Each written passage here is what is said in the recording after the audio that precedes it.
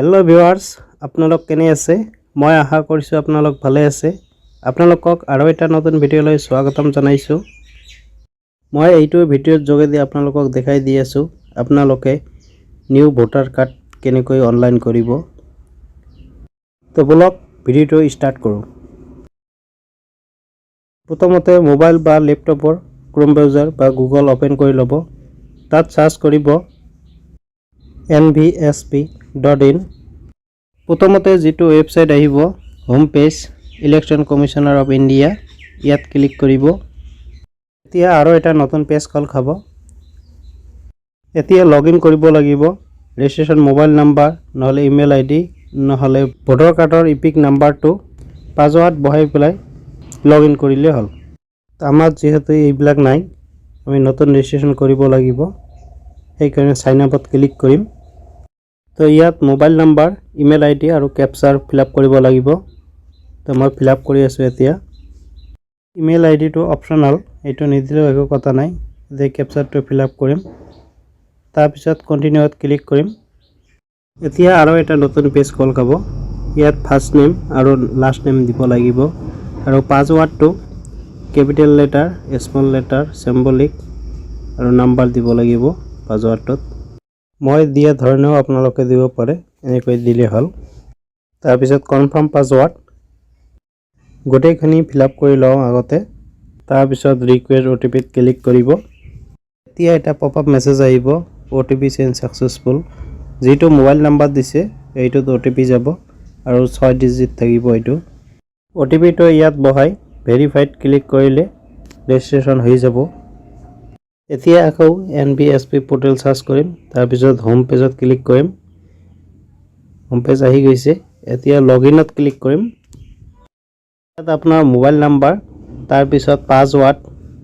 তাৰ পিছত ক্যাপচাৰটো বহাই ৰিকুৱেষ্ট ওটিপি ক্লিক কৰিব লাগিব এতিয়া গোটেইখিনি ফিল আপ কৰি লৰো ৰিকুৱেষ্ট ওটিপি ক্লিক কৰিলো যেটো ৰেজিষ্টাৰ মোবাইল নাম্বাৰ আছে এইটোত ওটিপি যাব ওটিপিটো ইয়াতে বহাব লাগিব ওটিপিটো ফিল আপ কৰি ললো এতিয়া ভেৰিফিকেশন লগইনত ক্লিক কৰিম লগইন হৈ গৈছে এতিয়া এইটো হল হোম পেজ ইয়াত ফৰ্ম 4টা আছে ফৰ্ম 6 ফৰ্ম 6A ফৰ্ম 7 আৰু ফৰ্ম 8 তো আমি নতুন ভোটাৰ কাৰণে এপ্লাই কৰিম সেই কাৰণে ফৰ্ম 6 খন ফিল আপ কৰিব লাগিব এতিয়া ফৰ্ম 6ত ক্লিক কৰিম ইয়াত বহুত কেইটা ফৰ্ম ফিল আপ কৰিব লাগিব এৰ পৰা এল লৈকে প্ৰথমতে স্টেট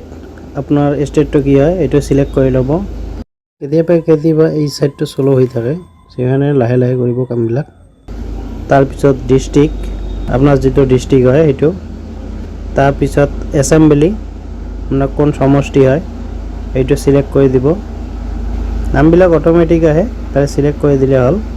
এতিয়া স্ক্ৰল ডাউন কৰি ওপৰৰ ফালে উঠাই ৰাম আৰু নেক্সটত ক্লিক কৰিম এপ্লাই কৰা জনৰ নাম থাকিব ইয়াত ফাৰ্স্ট নেম আৰু মিডল নেম ইয়াত একেলগে দিব আৰু ইয়াত লাষ্ট নেম দিব তো এতিয়া ফিল আপ কৰি লওঁ নাম লিখিলে অটোমেটিক এসএমএস টো আহি যাব ইয়াত ফটো এটা আপলোড দিব লাগিব আৰু এইটো সাইজ হাইট 4.5 cm আৰু ওয়েট 3.5 cm আৰু 2 MB তলত থাকিব লাগিব JPG নহলে JPEG থাকিব লাগিব ফটো আপলোড কৰাৰ কাৰণে চুইচ ফাইলত ক্লিক কৰিম তাৰ পিছত ফটোটো সিলেক্ট কৰি লম ওপেন কৰিলে আহি যাব ইয়াত কিবা যদি ইফাল কৰিব লগা হয় আপোনালোকে লৰচৰ কৰি সেভত ক্লিক কৰিলে হৈ যাব আপলোড হৈ গল সাকসেসফুল পপ আপ মেছেজ আহিছে ইয়াত ওকে কৰিম তাৰ পিছত নেক্সটত ক্লিক কৰিম নেক্সট পেজ আহি যাব এতিয়া ইয়াত আপোনাৰ ৰিলেটিভৰ নাম দিব ফাদাৰ্স মাদাৰ্স হাজবেন্ড ওয়াইফ বিলাকে নাম দিয়া আছে আপোনাৰ যেটো এইটো সিলেক্ট কৰি দিব নেমত ফাৰ্স্ট নেম আৰু মিডল নেম দিব আৰু সাৰনেমত লাষ্ট নেম দিব আৰু এসএমএস টো অটোমেটিক আহে এতিয়া নেক্সটত ক্লিক কৰিম ইয়াত মোবাইল নাম্বাৰ যদি নিজৰ হয় সেলফত ক্লিক কৰিব আৰু যদি ফ্যামিলিৰ হয় ৰিলেটিভত ক্লিক কৰিলে হ'ব এতিয়া মোবাইল নাম্বাৰটো বহাই নেক্সটত ক্লিক কৰিম নেক্সট পেজ আহি গৈছে যদি আধাৰ কাৰ্ড আছে আধাৰ কাৰ্ড নাম্বাৰত ক্লিক কৰিব ক্লিক কৰি আধাৰ কাৰ্ড নাম্বাৰটো এতে বহাই দিব আৰু নেক্সটত ক্লিক কৰিব ক্যান্ডিডেট জন পুৰুষ নে মহিলা এইটো সিলেক্ট কৰিব তাৰপিছত নেক্সটত ক্লিক কৰিম আৰু জন্মৰ তাৰিখটো সিলেক্ট কৰিব লাগিব ডেট মান্থ ইয়াৰ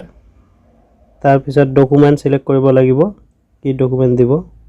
birth certificate Aadhaar card PAN card driving licence certificate মেট্ৰিকৰ আৰু হাই সেকেন্ডাৰীৰ যিকোনো বোৰ্ডৰ পৰা নহলে ইণ্ডিয়ান পাছপোৰ্ট ইয়াৰ ভিতৰত যিকোনো এটা ডকুমেন্ট হলে হ'ব আৰু ডকুমেন্ট আপলোড দিব লাগিব এইটো আৰু সাইজ থাকিব লাগিব 2 MB ৰ ভিতৰত JPG PNG আৰু PDF ত থাকিব লাগিব একে ধৰণে আপলোড কৰিব লাগিব তাৰপিছত নেক্সটত ক্লিক কৰিম প্ৰথমতে হাউস নাম্বাৰ তাৰপিছত স্কুলৰ নাম দিব তাৰপিছত গাঁৱৰ নাম তাৰপিছত post office pin code number তাৰপিছত সাৰ্কেলৰ নাম তাৰপিছত ফিল আপ কৰি ল'ব যদি এছএমএছ টো কিবা কাৰেকচন কৰিব লগা হয় তেনেহলে কিবোৰ্ডত ক্লিক কৰিব টাইপিং আহিব এছএমএছ এফালে মুছি পেলাই কাৰেকচন কৰি ল'ব তাৰপিছত ডিস্ট্ৰিক্টৰ নাম এটো সিলেক্ট কৰি ল'ব আৰু ষ্টেটটো দিয়াই থাকিব এতিয়া এড্ৰেছ প্ৰুফ ডকুমেন্ট দিব লাগিব water bill electricity bill gas connection bill Aadhaar card current account Indian passport revenue department land record ইয়াৰ যিকোনো এটা ডকুমেন্ট দিলে হৈ যাব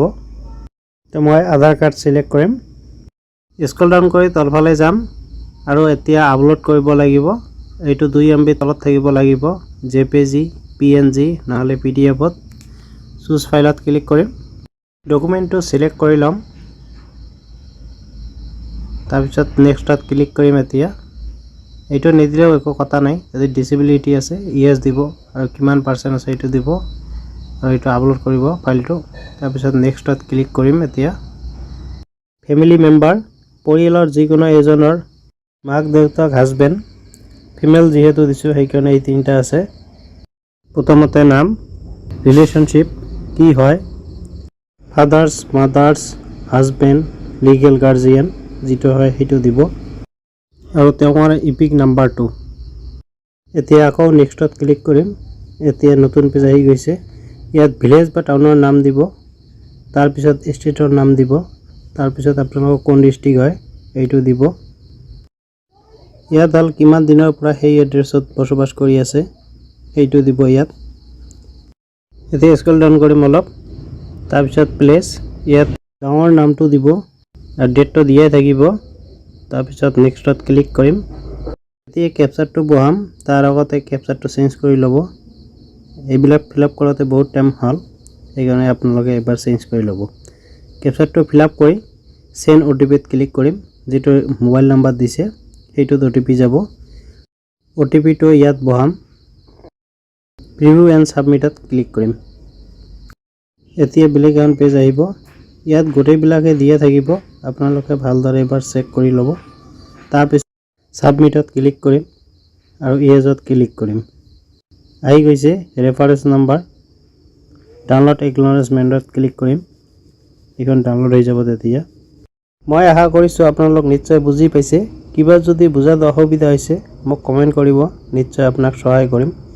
যদি ভিডিওটো চাই ভাল লাগিছে লাইক কৰিব বন্ধুবৰ্গৰ লগত শেয়াৰ কৰিব যাতে সকলোৱে গম পায় আৰু চেনেলটো সাবস্ক্ৰাইব কৰি কাষত থকা বেল আইকনটো দবাই ৰাখিব যাতে এনেকুৱা ধৰণৰ ভিডিও দিয়াৰ লগে লগে আপোনালোকে পায় তো আজিৰ ভিডিও এইখিনিয়ে আছিল